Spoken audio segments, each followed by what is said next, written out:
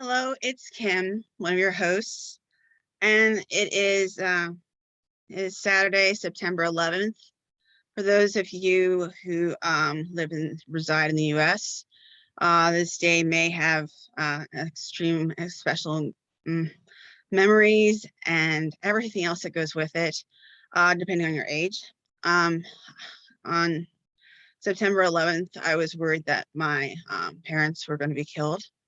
I was um, in West Virginia, my freshman year, first semester, didn't know a thing about what was going on in life, first time away from home, and the trade towers went down. And I thought that my father worked near in the DC area where he could possibly have been a target from certain, shall we say, special locations that reside in the DC, Virginia area.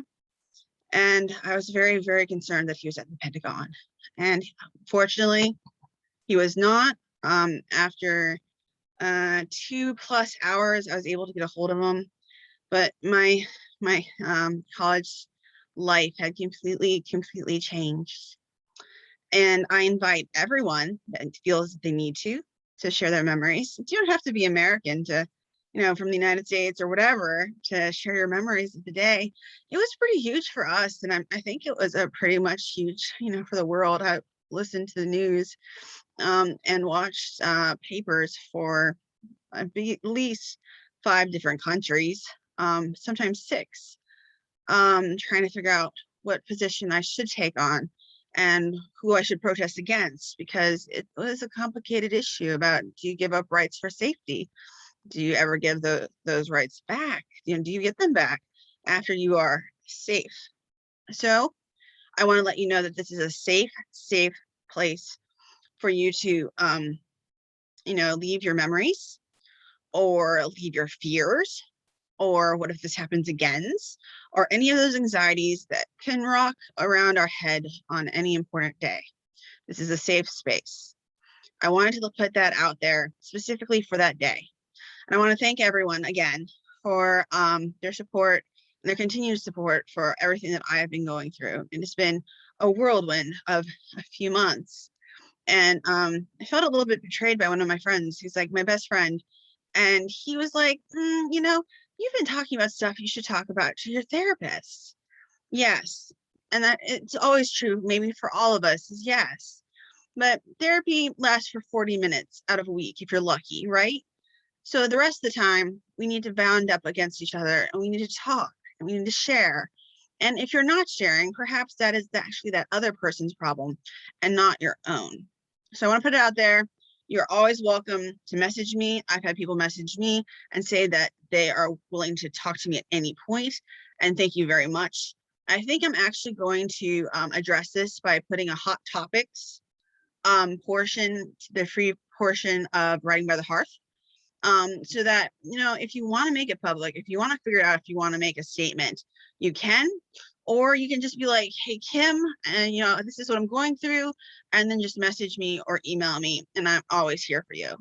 I want you to know that I am part of the Cauldron of Healing, which is not part of TNL, obviously, but is part of the Greater Cauldron on Facebook. And please join me there as well if you need to.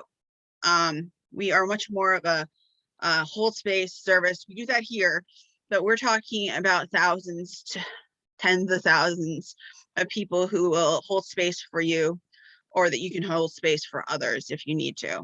We have a whole network, and I will be more than happy to give you that information if you need it, if you're interested in it. I don't feel like it's any type of conflict of interest. I am a Cauldron of Healing. I send energy.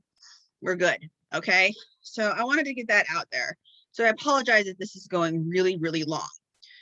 But yes, this is an important day for multitudes of reasons. All right. Now, you would think that on an important day, I may not use this deck. This isn't like an Alice in Wonderland deck, but it is the Witch's Wisdom Tarot. I do like this, but it is long, but I don't care. We can just deal with it, right? All right. It says inside, magic of feather, song, and air. Awaken, inspire, and make aware. Magic of claw, hearth, and fire. Warm, enliven, and inspire. Magic of fin, womb, and water. Love and dreams conjure, magic of fur, seed and earth, embody, nourish, and give birth. Magic within and around awaken, spirits, answers, and guidance taken. I have to admit that I've been doing readings because I wanted the outcome to be a certain outcome, and I have gone to other people to like see and check myself, and they don't all agree, and sometimes it's about timing. But this nice little oracle, well, actually I guess they call it a tarot, that's not completely tarot, comes in a little baggie. I don't know if I showed you this last time I used this deck, but it has this like nice little, it's not quite a mandala, but you can sort of see it as that. And as you see, it's quite thick. It also comes with a very, very nice little book. So there is that. It has been pre-shuffled, but not pulled. So I'm going to shuffle some again. I'm going to get rid of some of my own energy. Give me a second. I do want to show you this. This is my love candle. You can sort of see it.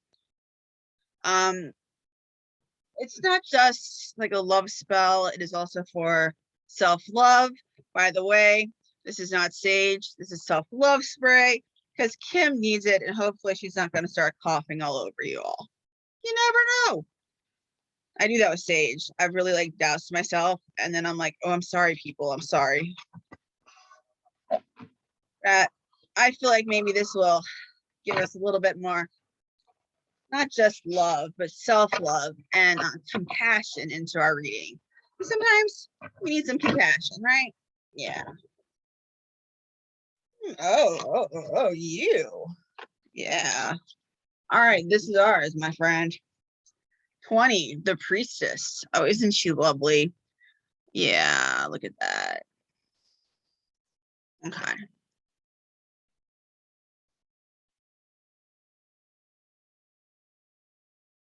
Now, some of these are the pilgrim instead of the fool is what it's called. So that's why I don't call it like complete like Rider-Waite tarot. But 20, the priestess, is pretty close. I'm going to hold it up while I read. Wisdom. As the sun sets and the moon rises, the pilgrim climbs into the branches of the world tree to sleep. She dreams of signs and synchronicities, messages and marvels that arrive like birds of paradise, with fruits and seeds to feed her soul. A soft breeze wakens her, and she remembers that the energy of creation has flowed into her. What does she do with it? How is she to hold and shape it in the world? Who will teach her to make magic? A silver cord tugs at her heart. Summoned by an ancient oracle, down the tree's trunk she travels, down through its roots, deep down into the ground, into the Sibyl's cave. The smoke of burning bay leaves and myrrh curls about her, making the magic a sight and prophecy. Know yourself, she hears, and through the smoke of a Sheela na gig appears, the passageway of all becoming, through which comes a woman as beautiful and dark as moonlight magic. Excuse me, as beautiful dark as a moonless night. Excuse me, that was quite a difference. One hand rests upon her heart, the other holds a wand. Cowrie shells, symbols of her station and creed, encircle her wrists and rattle as she drums a rhythm on the moon to awaken the magic in the pilgrim's blood. So this is obviously not the pilgrim. This is our teacher. We are the pilgrim, okay? Just so we're aware. Astride the surging waters of life, one foot in this world, one in the other, the priestess gazes beyond space and time, into the past and the future, and into the hearts of all who seek her.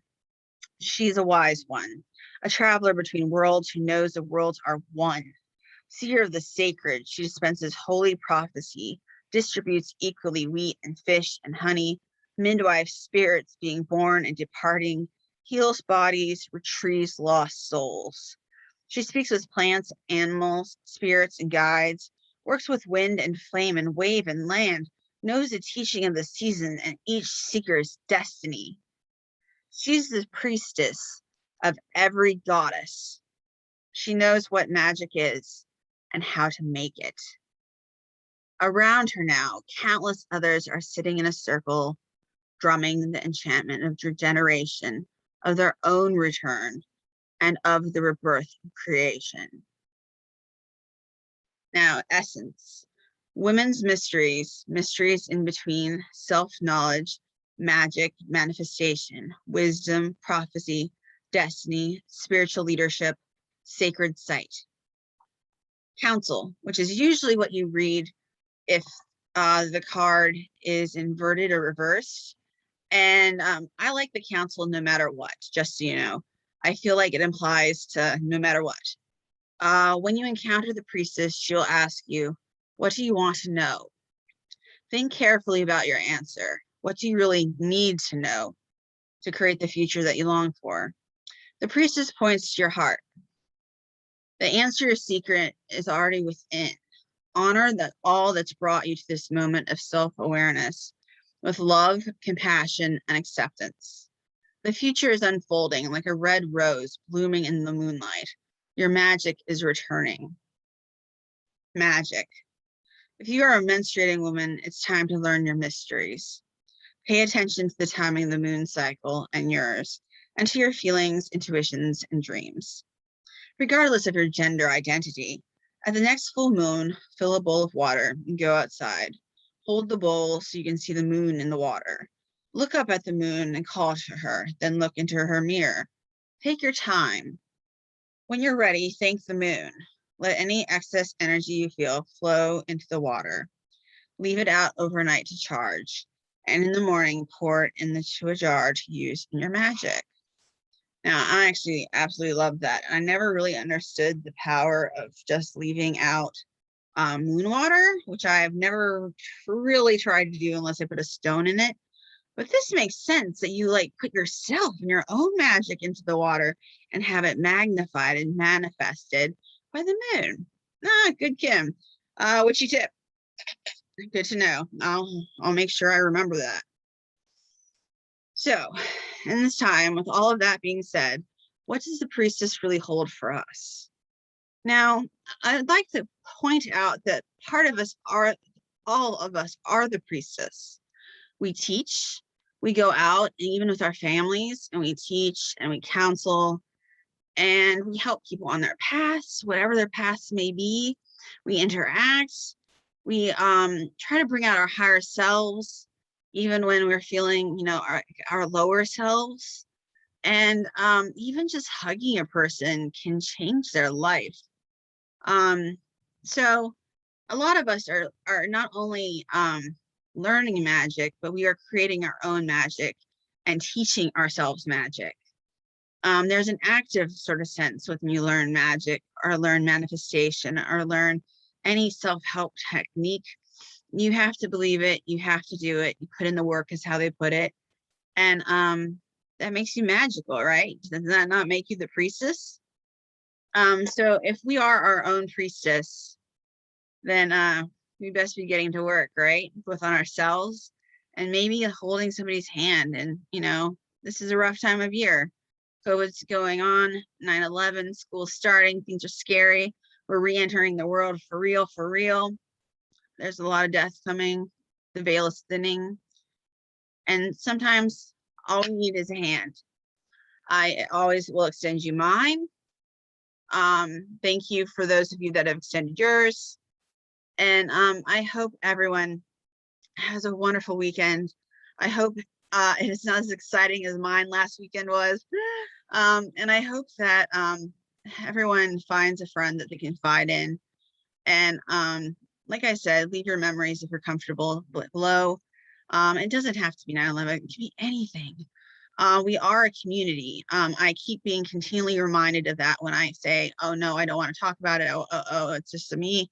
I'm continually reminded that we are a community, and as a community, we will bind together over everybody's problems, issues, self-doubts, anything. We will help and we'll bolster each other. You can talk to Dalva, Janet, or I for anything that you need about the site or pretty much anything. Janet does have a class that is going to be advertised or is being advertised soon. So that should be fun and exciting. It is Edgar Allan Poe. So I'll be there. Please join us. And yes, so there you have it. Have a lovely Saturday, a lovely weekend. It is my last Sunday teaching for a while. So those of you that are watching that are in my class, thank you very much. And take care of yourselves. Be loving, compassionate. I keep being told that, and I haven't been doing it. So that's my homework. So that can be yours as well. I give it back to you. Take care. Much love. And happy writing to those that love writing, and happy gardening to those that love gardening. Take care. Bye.